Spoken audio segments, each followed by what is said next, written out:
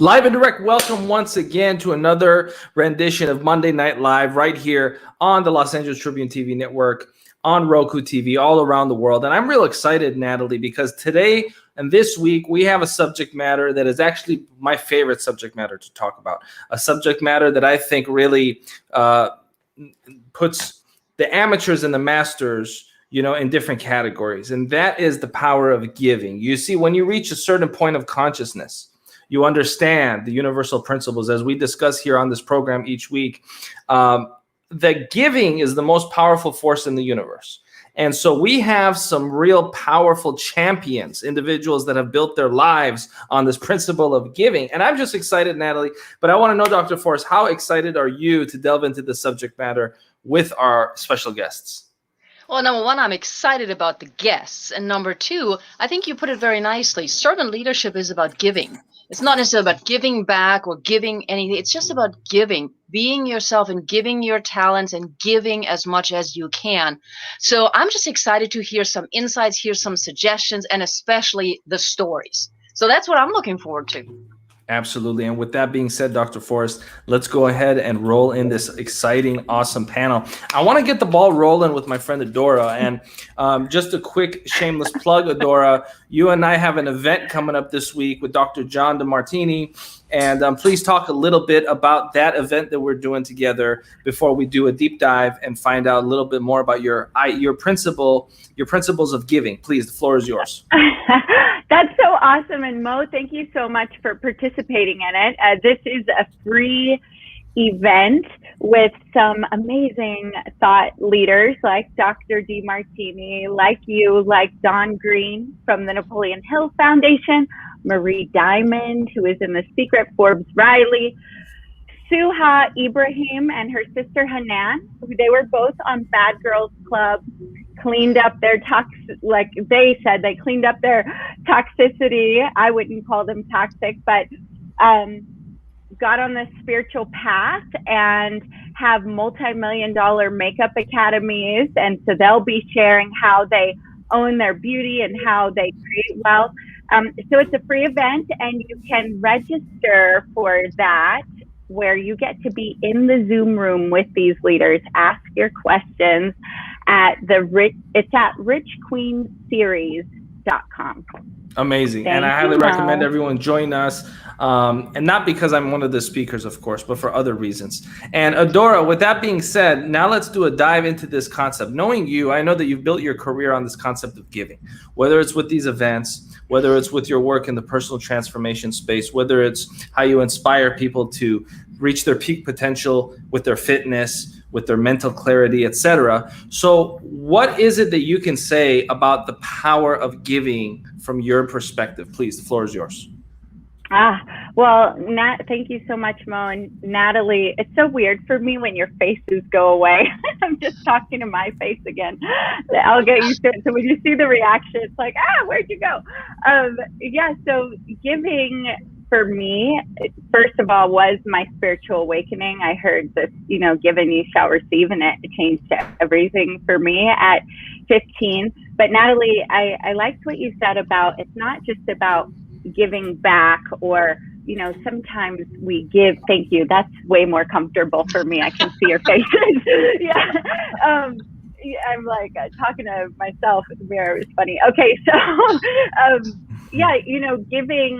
giving is, yes, it's about what can I do for my community, giving your message, but it's actually a very generous thing to share your wisdom, share your voice, listen, and I think for me, Mo, I've had different times in my life, seasons where I had to learn to say no to giving to everybody and everything, and to go, okay, I need to give right here myself some boundaries. I need to raise my prices. I need to give myself time to write my book. And then I went through other phases where maybe I got too much momentum in that self-love giving, and I wasn't giving enough to my community, of my time, of like, I'm so busy that, I've got to hurry up and go do all these amazing things where I'm going to give a bunch of stuff, but I don't have time for, to call my dad, or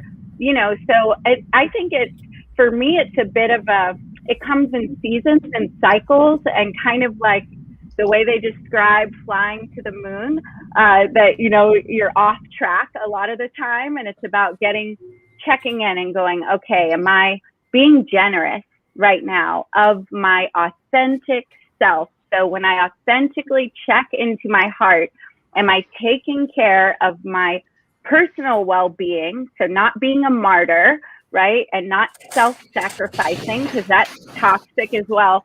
But am I giving to myself? And is that in balance with, because sometimes we can get in a cave giving to ourselves, taking all these bubble baths and vacations, and we're not taking care of anybody else because we're so right about self-loving. And maybe it's just me, but then balancing, going, okay, am I being generous with the people in my life, from my 10-year-old daughter equally to Dennis Waitley, or someone that is my hero, that of course I'm going to give to, because he's my hero. He's one of my heroes, right? And so it's a constant balancing act. And I think it's something that, if you're in leadership, we get to check ourselves several times a day with that. At least in my world, I end up needing to. I love that. And if I can just jump in, I think you mentioned something very, very important here. And you didn't say directly. You said it sort of like indirectly, but that was giving to self, right? Mm-hmm. And I think as leaders, we often forget that. So when we're talking about the power of giving, yes, it's about giving to everybody else. And I love the reference to your daughter. I feel you there, but it's also about giving to ourselves. And I think that's the one piece that especially servant leaders like the three of you often forget, where we often need the reminder. So thank you very much for that. That's very powerful. I appreciate that and that contribution. I want to thank Rhonda Swan, who's also an international giver, someone that is a champion of not just personal branding, but also philanthropy. Thank you for tuning in. I want to thank Larry and everyone else in the virtual auditorium. And I'm very excited to introduce this next guest, because this might be the first time folks of this community have heard of Food Finders, but it's not going to be the last time, because we are going to foster a powerful relationship, a powerful working relationship with this organization that has existed not for 30 days, not for 30 minutes, but for 30 plus years. As a staple of the Southern California community, Food Finders has made an impact by actually making an impact. Now, what do I mean by making an impact? By actually making an impact. There's a distinction between those that talk and those that do. And we've talked about that a lot on this program. And Diana is a doer. She's not a talker. She can talk, I'm sure, if we put her on a show or on a stage, but she's busy every single day actually making a difference. And this past year during the pandemic, they have been as busy as they have ever been in the 30 plus years doing what? Feeding people, actually making a difference on the front lines, not strategizing, not talking, not visualizing, on the front lines, making a difference. And those are the heroes, not the heroes that we read about in comic books or watch in Marvel movies, but people like Diana. So Diana, I'd like you to talk a little bit about let's start with Food Finders and kind of the history, the mission, and what your vision is with it. And then let's talk a little bit about you personally and your journey and how you came to be the servant leader that you are. Please, the floor is yours. Thank you so much. I really appreciate you bringing me to this wonderful table. Food Finders has been around, like Mo said, for 32 years. We were talking about sustainability before anybody else was talking about it, because when you keep food out of landfills and you provide that to people, you're helping save the world. And we really need that. We really need to, the world right now is in a hard spot. Global warming. Today I was seeing the 30-second preview of how the world is changing, and we're losing icebergs. So, doing our small part of keeping food out of landfills is having a major impact. And in 32 years, we've rescued almost 180 million pounds of food. And what we do with that food is also as amazing, because then we turn that around the same day and we provide that to our nonprofit partners. We work with any type of nonprofit as long as they have a valid 501c3. So we're working with churches, we're working with senior programs, we're working with neighborhood centers, with community colleges, with universities, and we're giving this food back so that people have this food. Definitely 2020 was a huge challenge, because 2020 really highlighted the problems that we were having. There has always been food waste. There has always been people struggling with hunger, but now it was out in the open. You were seeing farmers that were dumping their products or not harvesting their produce because they had nobody to sell it to. You saw the lines at the food banks double and triple. So it really brought everybody's eyes to what was happening. But again, it was not new. These are things that have been going on for many, many years. So, we're here to help the donors, get that food out to people in need, and to feel good about who they are and what they're doing. And so that their employees feel good, because their employees don't want to have this food go into a trash can. And there's been so many times where we've gotten calls from the employees of organizations, or we've had them actually come and drop off at our location, and please don't put down where this came from. It came from anonymously. It's like, okay, we can do that. So, they don't want to throw this away. They know that there's so many people in need. So, that's, in a nutshell, what we do is we provide hope to people struggling with food insecurity, and we keep food out of landfills. My own personal journey was also very spiritual. I was called upon to do more, to contribute more than what I was doing. I was what I think is a very good mom, 2 kids, 2 college graduated children. And I was a wife, I was a mother, I was a daughter, but there was more. I had another calling, and I just needed to listen to what that was. And slowly but surely, I was directed from a very well-paying job in corporate America to Food Finders, so that I could take what I was doing and make an impact in a small organization that really needed it. So it's really amazing, how I've turned everything that I've done around, and now I'm helping individuals versus helping a corporation. And Adora, I really liked what you said about making sure that you're serving yourself as well. I work out almost 6 days a week. I get up at 5 o'clock in the morning. I do my workout, and I'm ready for the day. I make my coffee, and let's go. Let's go to Food Finders, and let's make an impact. And you have to take that time for yourself. You have to, in order to give 100%, you have to give to you. And that is so important. So thank you for bringing that up. I've been with the organization now for 14 years, and I took over as executive director last year. And you always say, when you're not the executive director, well, if I was the executive director, I would do this and I would do that. And it's like, boom, here you are. And, I took over in April. The pandemic closed everything down in, March 20th. It's like, okay, this is what you said you were going to do. Let's do this. And we had a phenomenal year. We brought in almost $2 million, which is the most we've ever brought in a year. We rescued 17 million pounds of food. The year before, we rescued 11 million. So we were very fortunate last year. We kept our doors open.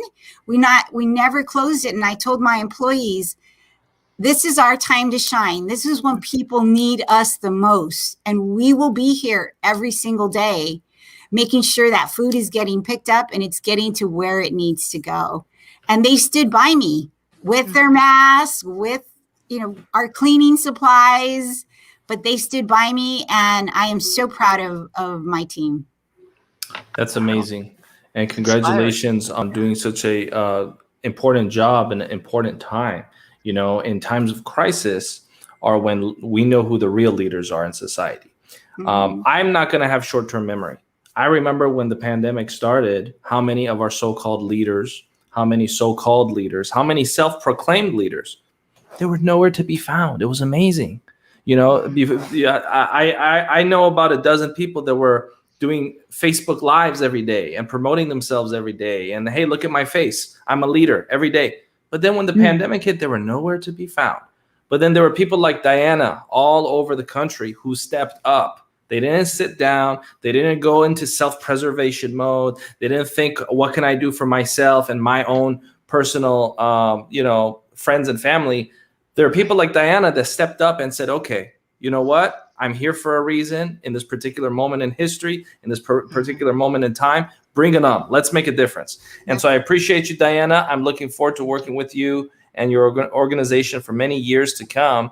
And the virtual auditorium is going crazy. And with that, I want to go now to Bubba, because Bubba is a very well-known, high-level, high-ticket bodyguard. And he's worked with some of the biggest celebrities on the planet. You and I don't need to go into detail about our personal, professional relationship, Bubba. I like to just keep that a mystery, right? Yes. And so with that being said, Bubba, talk a little bit about your giving back organization, your organization that's based on giving back, because you're doing some great things in the world. You're not just a celebrity bodyguard. You're not just out there protecting, some of the world's most rich and famous people. You're giving back. And I'd love to hear about your organization, Bubba, please. Absolutely. And first and foremost, I just want to thank you, Mo, for bringing me across this platform. And also thank you to all of the other young ladies that, are doing so much to give back, especially during, these times of a pandemic. So thank you. And a little bit about, my organization that I'm working with. I'm the chairman for Bodyguards Against Bullying. And what we are is we are a global personal safety and anti-bullying organization. We are founded by an elite international A-list bodyguard by the name of Mason Haynes, who has traveled to over 80 countries, has protected the top names in the world, from the Kardashians to the Jenners to Jay-Z, Nicki Minaj, you name them, he's been with them respectfully. And, his story is very compelling because he's going on now to protect these top names and be a leader in his field. And, he has I'd say around a 30-year career.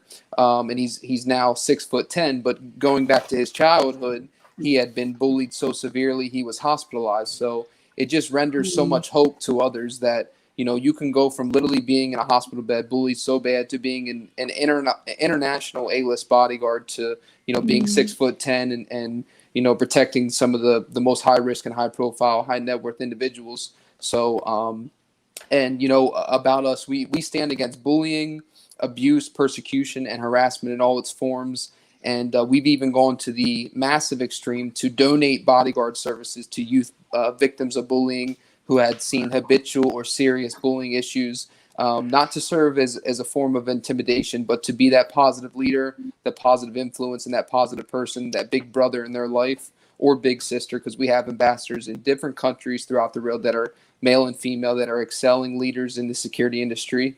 And, it really a once-in-a-lifetime experience. And, we've done give backs where we speak to the youth and really just put across to them that, if you're being bullied, us as bodyguards, we're trained to have flight over fight. So if we can remove ourselves and our client to safety, that you can do it too. Don't do anything retaliative. Don't do anything you're going to regret. Don't do anything that could cost you your liberties, your freedoms, or your justices, because life is too short. One split second, you could, your whole life is gone. Your whole dreams, your aspirations, your ambitions could be gone. And if we can do that and we can get that across to them, our powerful message that even us as protectors, some of the most highly trained and sought after bodyguards in the world, if we can flight over fight, if we can remove ourselves in the most effective and efficient manner, the safest manner, ourselves and our client, to get them from A to B safely, then they can do it as well. And really just to show them, bodyguarding, so many things are misconcepted, it's bigger is better, and it could go on and on and on. But we're just doing our part, and we have a celebrity charity basketball event also planned that's coming up that Bodyguards Against Bullying is powering up with, and we have so many great leaders coming out to be a part of that, and we just to be to not only continue with this organization, but to be the biggest and the one that is making the biggest difference in the personal safety, the anti-bullying organization Rome.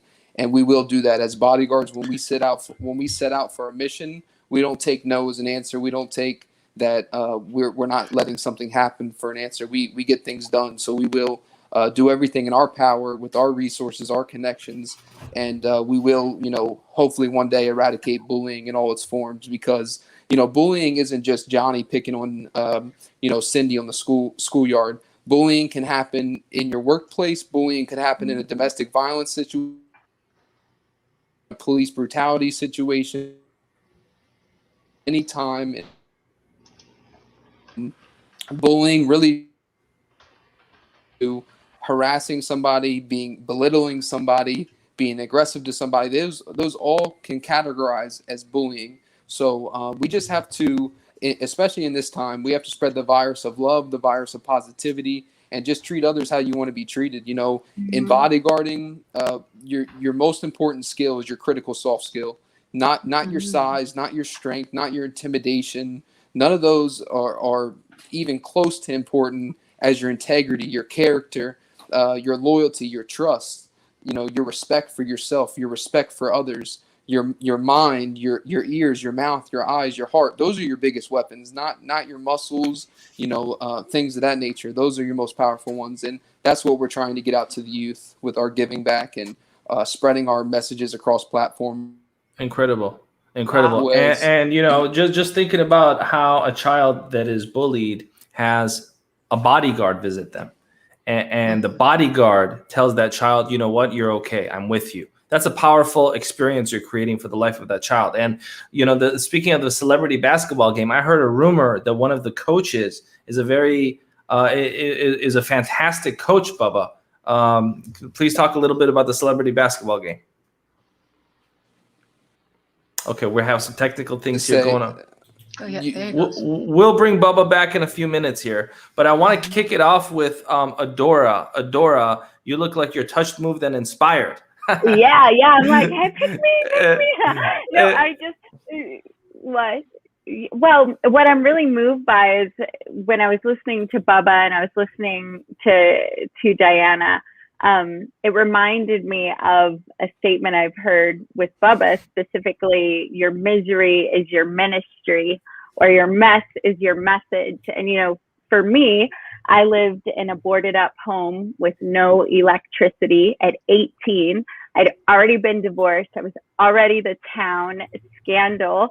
And instead of investing in my electric, I invested in a distributor kit where I found Mr. Jim Rohn on a Walkman cassette tape. And so self-development allowed me to go from that space to working with celebrities, working on the movie The Secret, getting to do a lot of amazing things. So it's one of the reasons I love bringing not only my own work, but the other work of people that can inspire, touch, and move. And then when I'm hearing the misery of this man who was bullied as a child, and then him looking to go, okay, how can I make this different for other people by taking my mess and using it as a message that it doesn't have to be this way. And then Diana, I love that you kept saying rescuing food, because I know that's how you see it.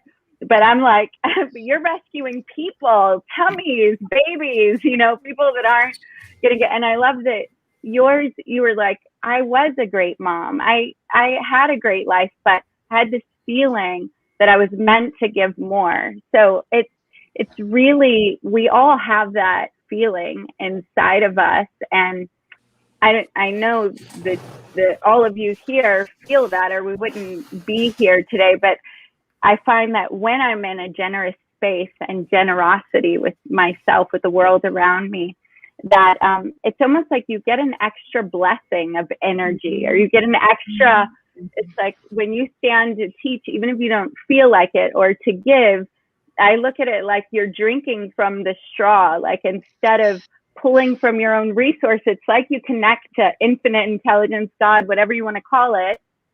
And whatever you're pulling forward, happiness, love, cheer, it's like you get to run that through your body at a totally different level. And it really, that in itself is quite a gift to the giver. Mm-hmm. Incredible. Yeah. Natalie, please.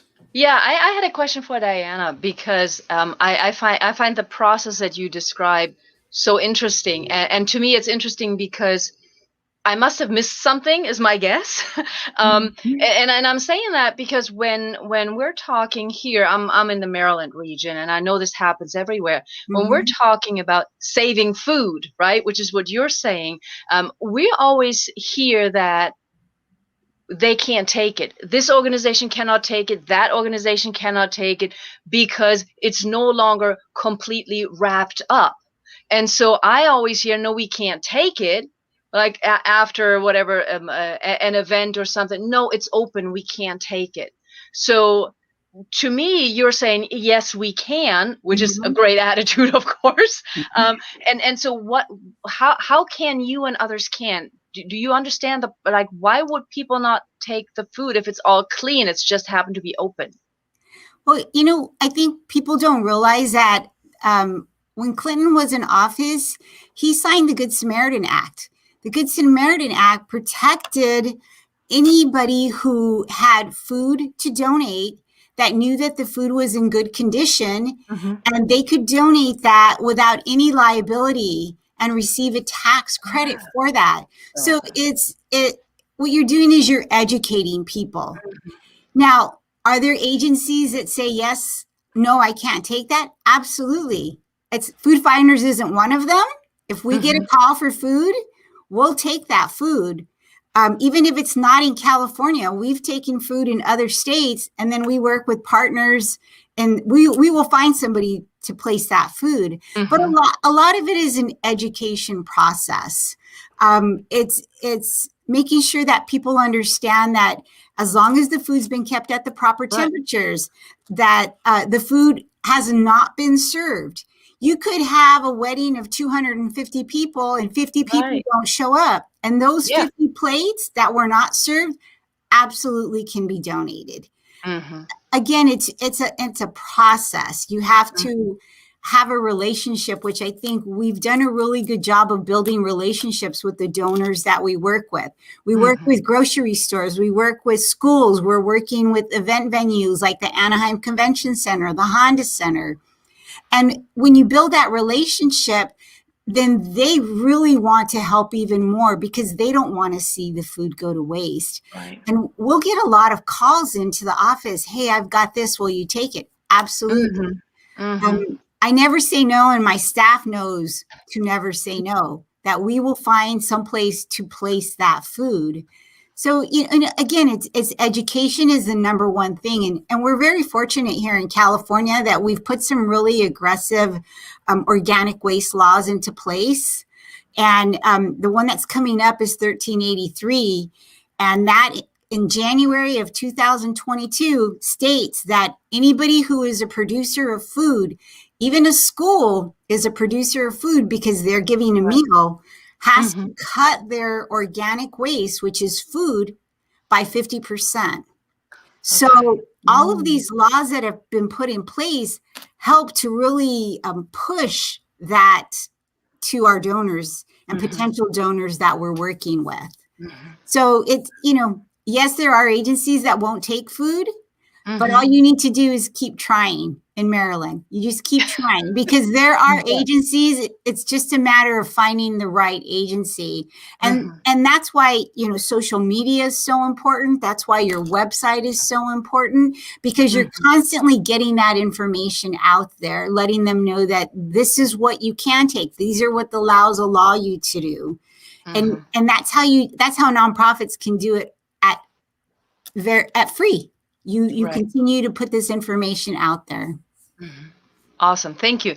Thank you, because I think it's really important to understand. I mean, I always have that conversation with my daughter. I was like, no, we're not throwing that food out. I mean, if anything, we're using it, for compost, or Yep. we give it to the animals or something. Yeah, I mean, we come up with ways, but there's often so much food, like you said, left over. Now, here's a tricky question, maybe. Because we have Bubba, I'm going to bring Bubba back in here as well, and hopefully that'll work. But because we have Bubba, and Bubba was talking about bullying. So, Adora and Diana, have you been bullied? And would you have benefited from somebody like Baba? Because I'm just thinking, somebody looking at Diana going, oh my God, you help those who shouldn't. What are you doing? Or Adora, have you been bullied? Would you have benefited from somebody like Baba? With the description that Bubba gave of everything that could be bullying, absolutely. I mean, there was a little, I mean, I lived on my own at age 15, and I spent a lot of, even at age 12, I got to live in a house by myself on land. So I think I could have definitely used those services in my younger years, in my teen years, in my early 20s. I think it's a phenomenal. And what's funny, I was talking to a really good girlfriend of mine that was a collegiate athlete, and she just shared with me that she had been bullied. She said it's not always who you think or how, she was in sport, but sometimes for her it was the girls didn't like the attention she was getting. So I think it's an important topic. Yeah. I personally have never been bullied, but I do know of other people that have. And when you hear their stories, and sometimes like they don't tell you right away, they'll tell you years later. But when you hear that, it makes me really angry, because I've always told my kids, you will treat people the way you want to be treated. If somebody has a special disability, you will go out of your way to help that person. And it's, again, it's that constant education. And when you hear these things that happen, it's like, where are their parents? Why did they not learn these things at a young age? But what you do, Bubba, is amazing, because there's so many kids that you could use these type of services. Even in our own industry, we have a program called Food for Kids, which is on Fridays. 325 kids get a bag of food so that they have enough food to eat over the weekend.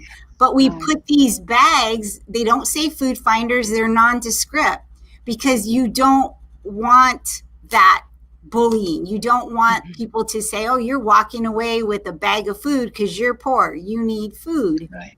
So, even in our industry, there's that we take precautions to make sure that people don't just assume that child is poor. Right. And Baba, the same question goes to you, but somehow you ended up in this position, right? And I loved how you described the fact that it's not about the strength, it's not about the power that you have, but it's the soft skills. So have you been bullied, and therefore you decided giving back in bullying is the right way to go? What got you into that place? So, not really so much, bullied like as I was growing up, but early on, a few years into my security career, I've been in the field now for about 10 years and have an extensive martial arts background of 15 years. But early on in my security years, it was some of the leaders, some of the people at the top in the industry kind of, just commenting on things they didn't know things about, or just trying to maybe belittle or put a damper on my aspirations and things of that nature. Or it could be, family saying, hey, get a job, or this and that. But at the end of the day, whatever your dream is in life, you have to hold on to it and protect it and never let it go. And now I've gone on to, be very successful in my field respectfully, and most importantly, over any of the successes, I've been able to give back. And, from with the youth to donating to first responders, meals during the pandemic, and so many other great things just all across the reel, being able to help others. That's what's most important. Who have you empowered, educated, and inspired and motivated lately? That's the true tall tale sign of success. How have you made this reel better? Who have you lifted up? And when you give in life, you will never be poor. You know, when you constantly have the desire to teach others, to pray for others, to coach others, mentor others, even if you're not rich in a sense of net worth or money, things of that nature. We all can pray for people. We all can offer our words of encouragement. We all can take the time to help somebody. We can. There's so many things else that we are rich in, that we can help others. That those resources will never run out. So we just have to keep that in our mind, and that when I bodyguards against bullying, and eventually worked my way up to the chairman.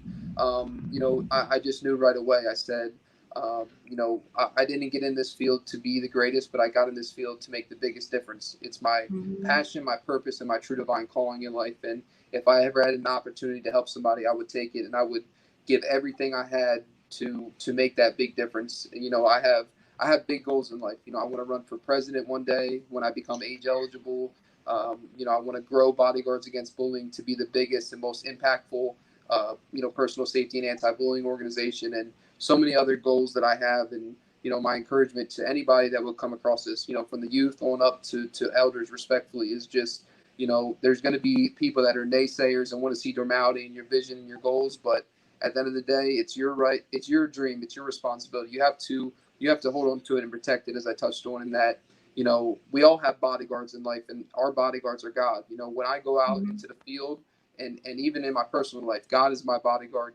I get my strength from God. So when you have that, you'll never run out. He's supernatural, and his resources are unlimited. And if we can just get that out to the youth, to be powerful in your faith, and be powerful in your giving, and don't have an ego. When I step out into the field and I'm working with a client, I want to show people there's not an ego with me as a bodyguard, that there's a heartbeat, that I'm a human. I can treat others right, that in one word I can either start a fight or I can de-escalate a fight. The choice is ours in life. So we have to be very conscious and very smart about how we handle situations. And it's in life also with bullying, we have to address the victim, and not just the victim. We also have to address the aggressor, because if we just treat the victim, we have an aggressor on the loose that is wreaking havoc. So we must have empathy and sympathy and care, and all those great attributes to the victim and the aggressor. And there's just no place for bullying in our world, and no place for mistreatment or inequality or racism. There's no place in our world for that. Powerful. And Wow. if you're just joining us, you're watching a remarkable episode with 3 real world leaders that are actually making an impact and a difference, not talking about it, but doing it. So we're going to go ahead and close out this week's episode by giving everyone the final words that they'd like to share. We're going to give everyone the final floor. I know, Dora, since you're such a huge fan of being in solo mode as far as the camera view, we're going to go ahead and give it to you one more time, so you can go ahead and just speak your mind for as long as you'd like. And then Diana and Bubba will follow thereafter. So Dora, please, the floor is yours. Go ahead and speak from the heart for our audience in closing. Oh, awesome. Thank you so much. Yeah. If you're watching this, you're drawn to the topic, you're already called to generosity. You're already beating to the rhythm of giving. So my encouragement to you, to echo some of the things that have been said, is to just first, check in and go, what can I give? Where can I give? And for some of you, it may be your time. For some of you, it may be your wisdom. For some, it may be a ride to the airport, or it may be a local organization. And some of you have visions for your community. And just get started and know that giving is now. It's right now. It's not 10 years from now. And the other thing is to remember to give to yourself. At least, like Diana talked about, if it's an hour a day, and your workout and your prayer time and your meditation time, whatever it is. Personally, I think the times where you can truly get lost in the moment. So for some of you, that may be painting, dancing, shopping. Maybe we shouldn't do that too much, but the places where you really are just so immersed in the moment that you lose track of time and that don't have the pressure of a certain outcome, I think, can be a really great way to let the brain recover and let your spirit recover. And Mo, I want to thank you again and also invite you all to sign up for our free event that you can find. I think you may have typed it in. You have a special link, Mo, but if they can't find that, it's richqueenseries.com, and you'll get to be one-on-one with Dr. Dennis Waitley, who is a pioneer in the self-development industry. You'll get to be with Dr. DeMartini. You'll get to be with Mo. You'll get to be with Marie Diamond and several other entrepreneurs, all focused on giving you what you need to nurture your beauty, your body, and your business this year. Thank you, Mo. I appreciate you, my dear Adora. Thank you so much for taking time and giving us the gift of your wisdom and presence. Diana, please, the floor is yours. Thank you so much, Mo. I really appreciate you having me on with these amazing people. And, I just want to say that, everybody has something to give. It might not be money. It might be time. It might be your wisdom. And I think that, it's good to sit back and think about the impact that you can make on an organization, like a Food Finders. This past year obviously was a different year, but I've got these amazing goals that for the organization and how to grow the organization so that we're rescuing more food and we're providing more food to individuals. And sometimes you just need that person that comes out with this idea that you haven't thought about, because sometimes you have your blinders on and they're like, well, have you ever tried this? Or have you ever talked to this person? And you're like, no, I haven't. Can you introduce me to that person? So there's a lot that you have to offer.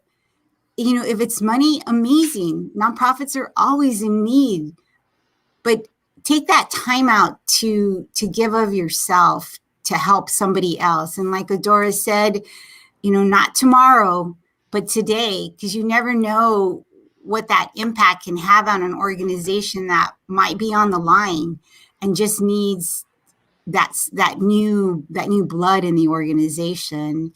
And, Food Finders, we hope to be around another 30 years, continuing to provide food, continuing to do the work that we so need in this world.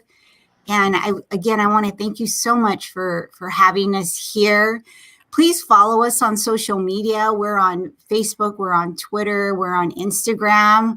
Learn more about the food waste. 30 to 40% of food is wasted before it even gets to our tables. So learn more about food waste and the impact that it has and what it could do for agencies like ourselves and the people that are in such a need right now. And thank you again for having me on. Amazing. And Bubba, we're going to go ahead and give you the floor to close out. Please go ahead. The floor is yours. Yes, sir. So again, I just want to thank yourself, Mo, and I want to thank everybody for all the impact that you guys have across the world and to other people. So thank you so much. And, I just want to leave all things leading up to suicide. They often go unnoticed. Mm-hmm. You have everyone's attention.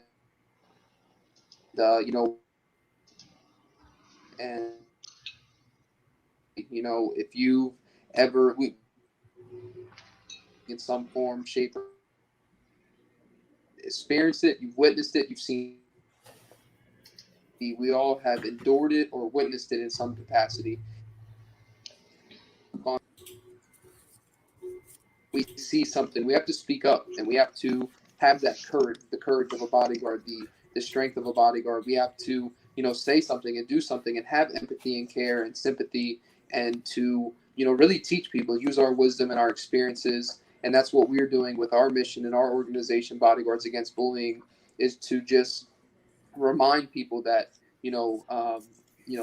what the impact bullying can have on somebody, the impact that all these other things that are revolving around bullying can have on somebody. They can lose their whole life. They could lose their mental state. They could be hospitalized. The type of the experiences you could put them through are horrific, and that nobody should have to experience that or endure that.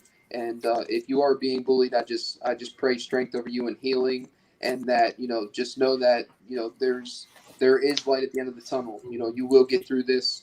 If you're going through any adversity, any troubles, any problems with a bully, like I said, my heart goes out to you, and there is help out here. There is great people that want to see you prosper and be safe and have peace of mind.